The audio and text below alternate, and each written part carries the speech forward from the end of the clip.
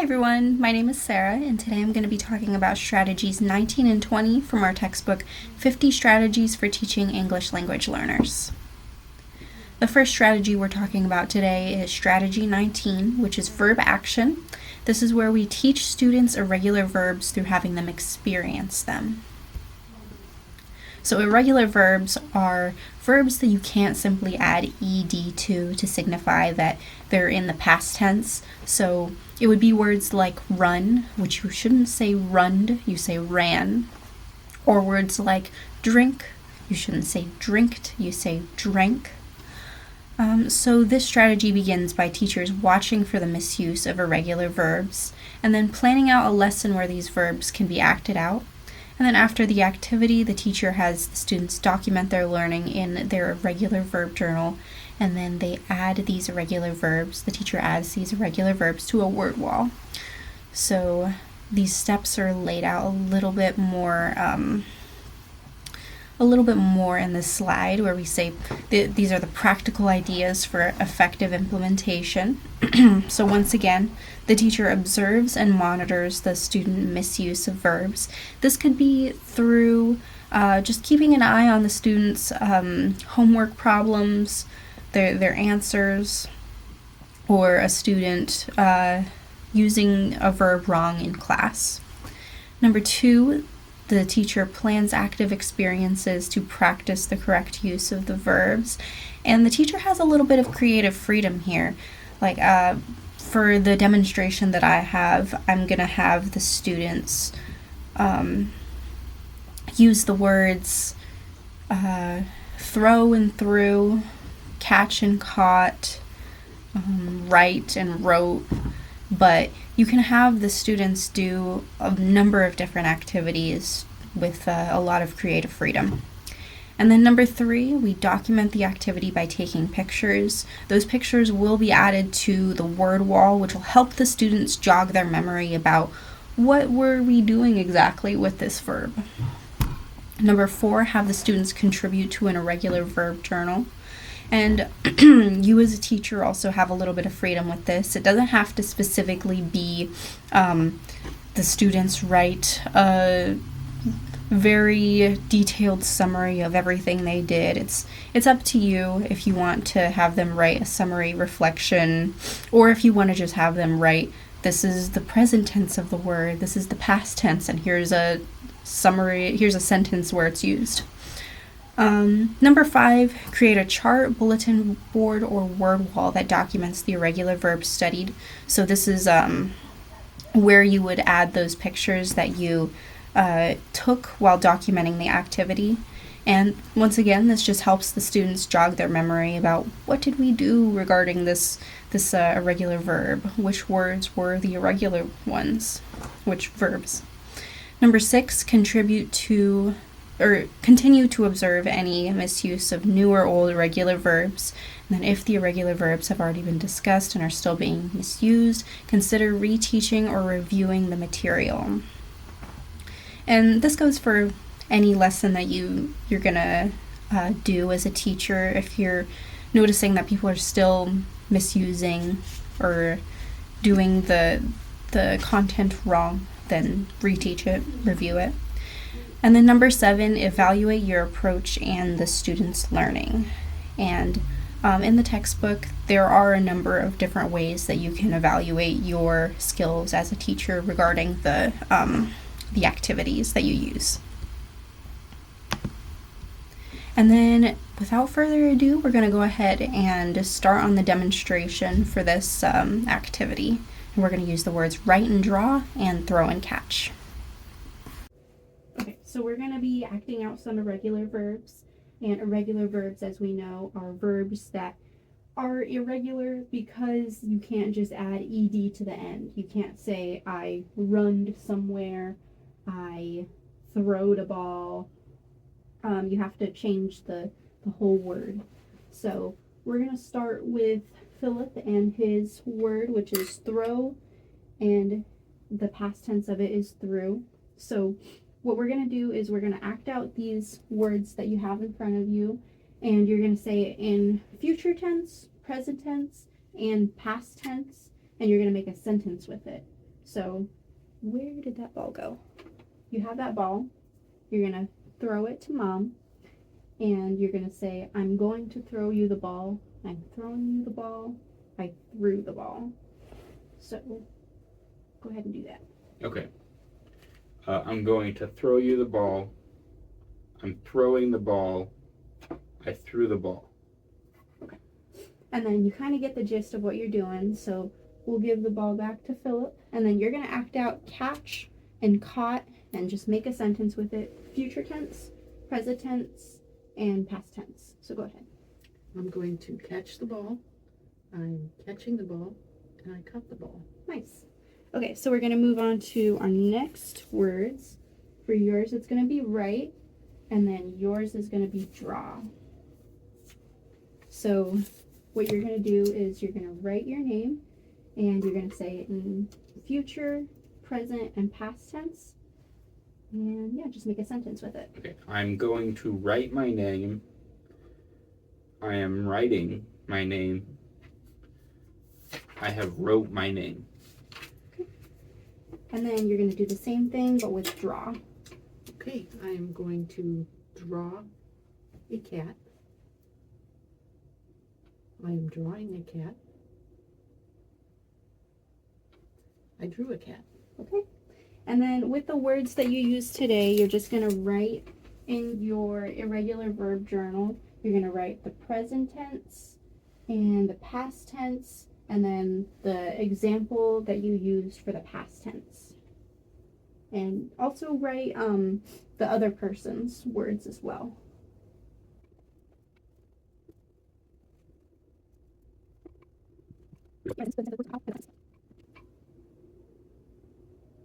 Okay, and then as you finish those,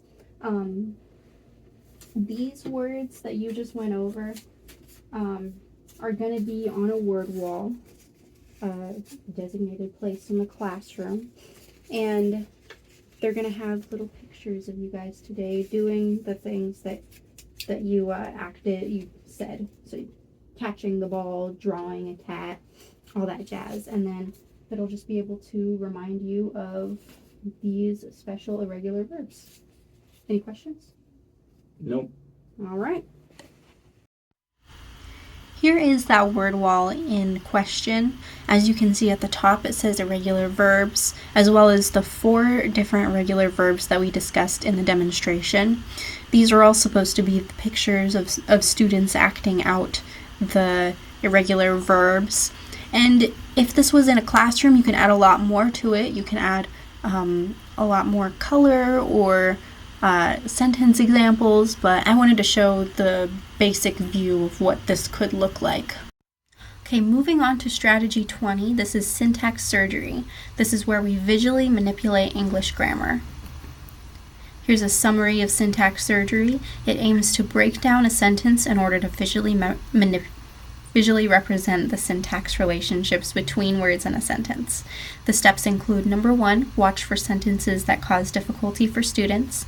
This could be keeping an eye out when you're grading to see if students are writing down their sentences with words in the correct order, or listening in class to students talking, just making sure that their sentences have words in the correct order.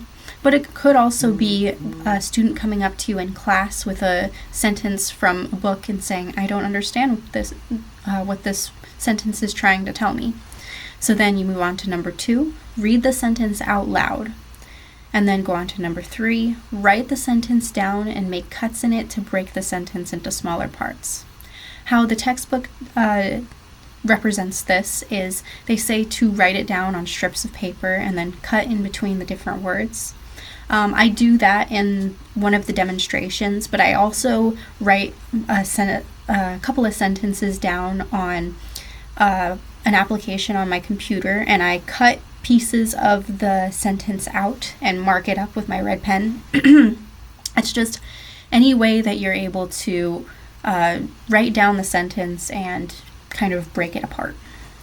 Number 4, rearrange the words to show the correct order or to show the relationships between the words.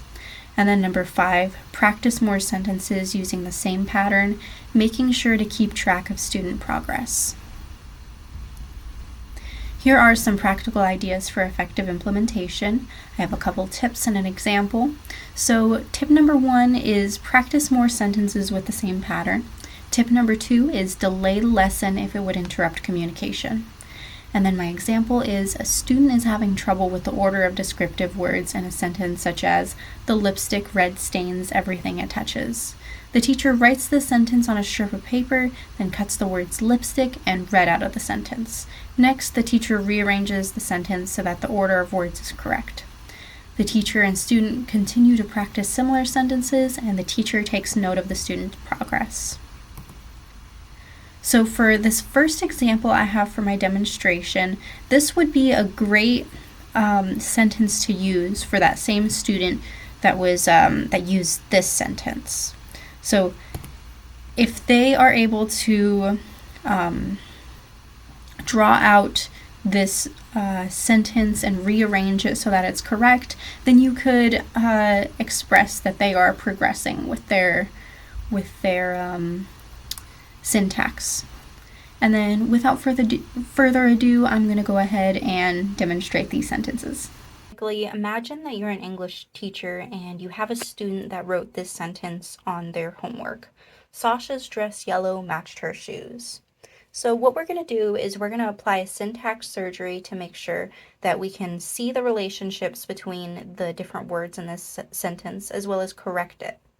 So as a native English speaker, I can see fairly quickly what is wrong with this sentence, but we're going to break it down and switch around the words using syntax surgery. So first and foremost, I've read out the sentence out loud, and I'm going to cut in between each of the words so I can move them around easily. And then here I'm going to move around the words that need correcting. So Sasha's dress yellow. We're going to move these two words, switch them in the sentence, because in English, yellow dress, our adjective is going to come before our noun in this situation. So Sasha's yellow dress matched her shoes. And then we're going to go a little bit farther and show the relationships between these words.